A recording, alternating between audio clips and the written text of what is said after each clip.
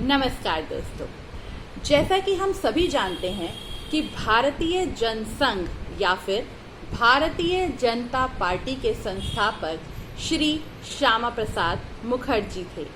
श्री श्यामा प्रसाद मुखर्जी का जन्म एक बंगाली ब्राह्मण परिवार में हुआ था और आज उनकी पुण्यतिथि है। जी हाँ, आज ही के दिन जम्मू कश्मीर की एक जेल में, जी हाँ, जेल में 1952 में उनका निधन हो गया था। तो आइए आज हम कुछ तथ्य जानते हैं कि ऐसी क्या परिस्थितियां थीं कि उनको भारतीय जनसंघ की स्थापना करनी पड़ी और उनके निधन के पीछे ऐसी क्या बात है कि उनके निधन को हमारे पूर्व प्रधानमंत्री अटल बिहारी वाजपेयी जी ने सुनियोजित मर्डर की संज्ञा दी थी। तो आइए जानते हैं कि कौन थे श्यामा प्रसाद मुखर्जी और क्या योगदान है उनका भारतीय जनता पार्टी के लिए। श्यामा प्रसाद मुखर्जी जी का जन्म कोलकाता के एक बंगाली ब्राह्मण परिवार में हुआ था। वो एक एडवोकेट थे। उनके पिताजी कोलकाता हाई कोर्ट के एक जज थे। बाद में उनके भाई भी कोलकाता हाई कोर्ट के एक जज बने। उन्होंने भी लॉ तो इंडिया में ही किया, लेकिन मास्टर्स करने के लिए वो फिर इंग्लैंड गए थे और उसके बाद वो अंग्रेज़ों की कैबिनेट में भी चुने गए। इंडियन नेशनल कांग्रेस के एक कैंडिडेट के रूप में वो अंग्रेज़ों की कैबिनेट का भी हिस्सा थे, लेकिन उन्होंने अंग्रेज़ों की कैबिनेट से रिज़ाइन कर दिया क्योंकि इंडियन नेशनल कांग्रेस ने ये निर्णय लिया था कि वो अंग्रेज़ों की लेजिस्लेचर का बहिष्कार करेंगे और 1929 में उन्होंने बंगाल की लेजिस्लेटिव असेंबली को ज्वाइन किया था और एक साल के बाद ही उन्होंने वहाँ से रिज़ाइन कर दिया। क्योंकि इंडियन नेशनल कांग्रेस ने लेजिस्लेटिव काउंसिल को अपना समर्थन देने से हाथ खींच लिया था। उसके बाद उनकी जो विचारधारा थी वो हिंदुत्ववादी थी।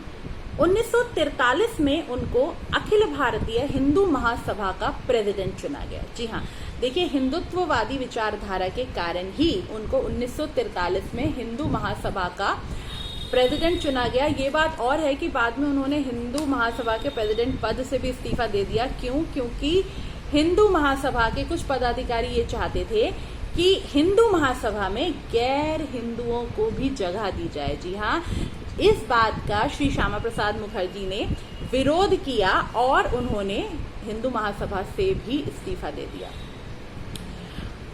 भारत की आज़ादी के बाद पंडित जवाहरलाल नेहरू की कैबिनेट में भी वो मंत्री रहे और पंडित जवाहरलाल नेहरू की कैबिनेट से भी उन्होंने इस्तीफा दिया और वो इस्तीफा देने का जो कारण था वो कारण था नेहरू लियाकत पैक्ट। जी हाँ, ये नेहरू लियाकत पैक्ट है जिसे हमें बहुत गहराई में जाके समझना होगा। लियाकत खान पाकिस्तान के एक मंत्री थे।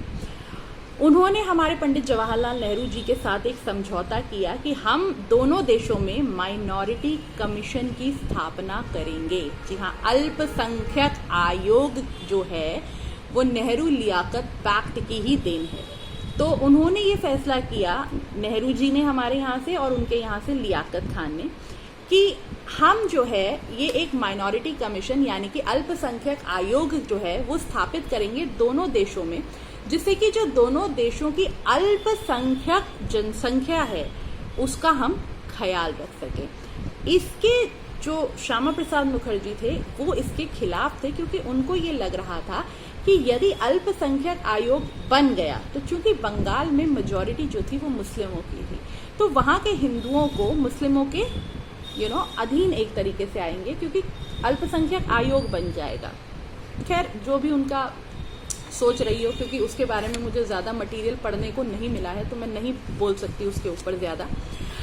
अच्छा, एक बात आपको और बताती हूँ कि हमारे जो श्यामा प्रसाद मुखर्जी जी थे ये बुद्धिज्म के बहुत ज़्यादा बड़े विद्वान थे। बुद्धिज्म के एक तरीके से कहना चाहिए कि महाबोधि जो सभा है उसके भी इनको प्रेसिडेंट चुना गया था। जी हाँ, और जो महात्मा बुद्ध के दो अनुयायी थे उन अनुयायियों का कुछ काम, जी हाँ, उनकी कुछ पुस्तकें इनको उस समय के अंग्रेजों ने दी थी, जिसको लेकर ये 7 बुद्धिस्ट कंट्रीज में गए थे और फिर वापस आकर उनके जो प्रलेख हैं उन प्रलेखों को इन्होंने सांची के स्तूप में, जी हाँ, झांसी में एक सांची जगह है, सांची स्तूप में उसको स्थापित किया।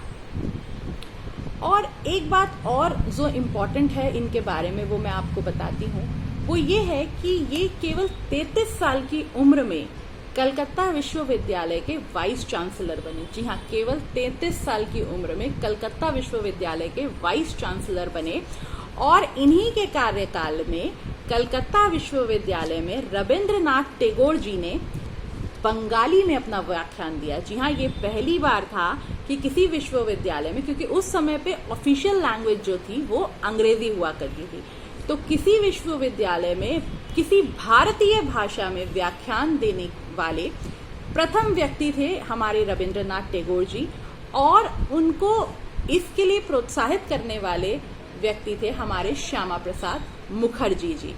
तो आप देख सकते हैं कि अच्छा, एक बात और थी कि उसी व्याख्यान के बाद श्री श्यामा प्रसाद मुखर्जी जी ने ये सुनिश्चित किया कि किसी भारतीय भाषा को, जी हाँ, किसी भारतीय वर्नाक्युलर लैंग्वेज को हाई लेवल स्टडीज यानी कि ग्रेजुएशन लेवल स्टडीज में स्थान दिया जाएगा। और अभी रिसेंटली हम जानते हैं कि हमारे महान प्रधानमंत्री श्री नरेंद्र मोदी जी ने 12 जनवरी को कलकत्ता पोर्ट, जी हाँ, कलकत्ता पोर्ट का नया नाम दिया है श्यामा प्रसाद मुखर्जी पोर्ट। तो ये थे हमारे श्यामा प्रसाद मुखर्जी। आशा करती हूँ कि हम इनके बारे में जो जानकारी मैंने आपको दी है उससे आपका ज्ञान वर्धन हुआ होगा और इनको समझने में आपको मदद मिली होगी। जय हिंद, जय भारत।